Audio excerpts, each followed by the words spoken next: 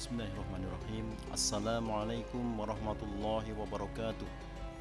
Innal hamdalillah nahmaduhu wa nasta'inuhu wa nastaghfiruh wa na'udzu billahi min shururi anfusina wa min sayyiati a'malina. May yahdihillahu fala mudhillalah wa may yudlil fala hadiyalah. Asyhadu an la ilaha illallah wahdahu la syarikalah wa asyhadu anna Muhammadan abduhu wa rasuluh la nabiyya ba'dah. Allahumma shalli ala Muhammad wa ala ali Muhammad amma ba'd. Jamaah rahimakumullah, marilah senantiasa memanjatkan puji syukur kepada Allah Subhanahu wa taala atas limpahan nikmat dan kurnia-Nya sehingga kita masih diperkenankan mengarungi bulan Ramadan tahun ini. Mudah-mudahan semua amaliyah kita diridhoi oleh Allah Subhanahu wa taala. Amin.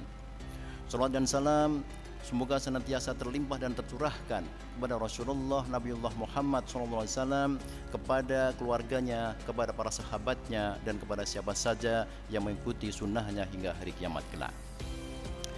Jamaah rahimakumullah, tidak terasa kita sudah berada pada penghujung bulan Ramadan. Sebentar lagi 1 Syawal kita berlebaran dan mudah-mudahan dapat beridul fitri. Idul fitri beda dengan lebaran. Semua orang bisa berlebaran, tetapi hanya orang-orang tertentu yang bisa meraih Idul Fitri. Idul Fitri adalah merupakan bagian esensi ibadah Ramadan, yakni hanya diraih orang-orang yang berpuasa, yang menghidupkan malam-malam Ramadan sehingga terampuni dosa-dosanya. Kemudian pasca Ramadan akan bertambah ketaatannya untuk melaksanakan perintah-perintah Allah dan menjauhi larangannya. Itulah Idul Fitri, kembali ke fitrah, kembali suci seperti saat dilahirkan, menyembah dan beribadah hanya kepada Allah, tidak menyekutukannya.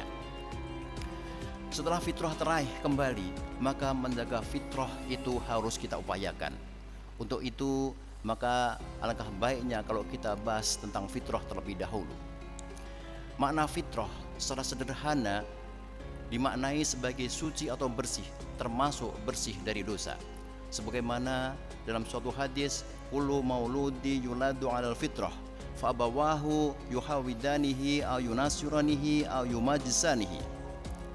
Setiap bayi dilahirkan dalam keadaan fitrah, maka bapaknya lah yang dapat menjadikan sebagai seorang Yahudi, Nasrani atau Majusi.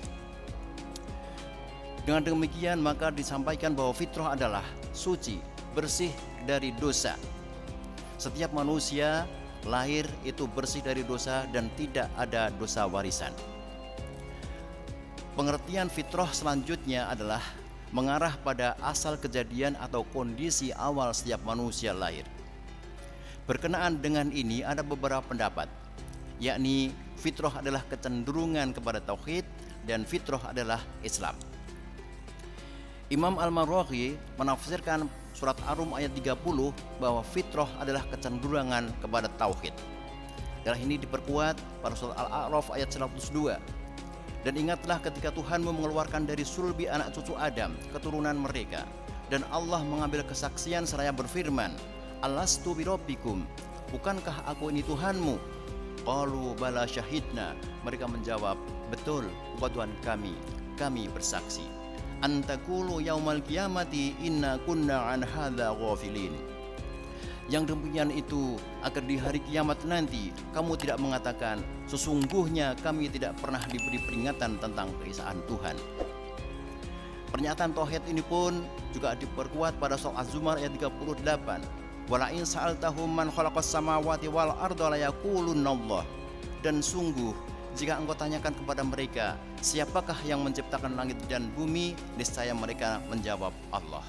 Dengan demikian, bekal sejak dari rahim, semua manusia sudah diperkenalkan bahwa Allah itu Tuhannya, Allah itu penciptanya, dan Allah itu pencipta langit dan bumi.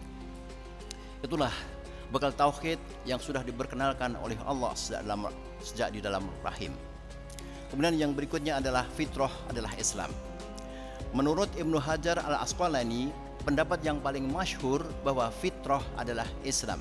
Sebagaimana yang disampaikan Ibnu Abdul Bar bahwa sudah dikenal oleh umumnya kaum salaf, para ulama telah ijma atau sepakat dengan takwil maksud surat Ar-Rum ayat 30. Wa aqim wajhaka lid-dini hanifa ini adalah menunjuk pada inna dina indallahil Islam, yaitu pada surat Ali Imran ayat 19, yakni bahwa agama yang di sisi Allah itu hanya Islam. Kemudian Imam Ahmad pun menyampaikan bahwa mammata abawahu wahuma kafirani hukima bislamihi. Barang siapa yang kedua orang tuanya wafat dan mereka berdua kafir, maka bayi itu dihukumi sebagai Islam. Fitrah adalah asal kejadian dan kondisi awal setiap manusia lahir beragama Islam, sedangkan esensi Islam adalah bertauhid. Setiap manusia lahir itu dengan fitrahnya, yakni suci dari dosa, berislam dan bertauhid.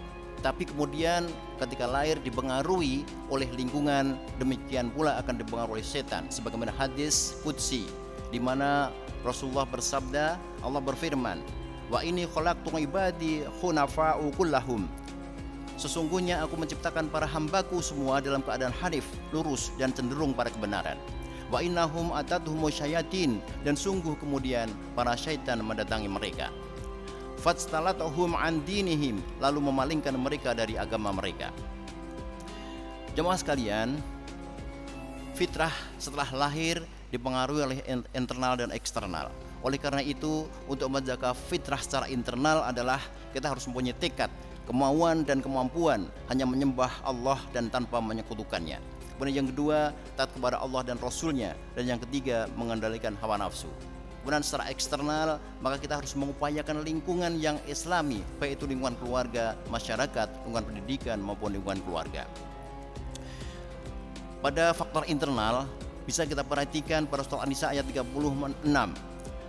Wa'budullaha wa la tusyrika bihi syai'a. Sembahlah Allah dan jangan menyekutukannya dengan sesuatu apapun.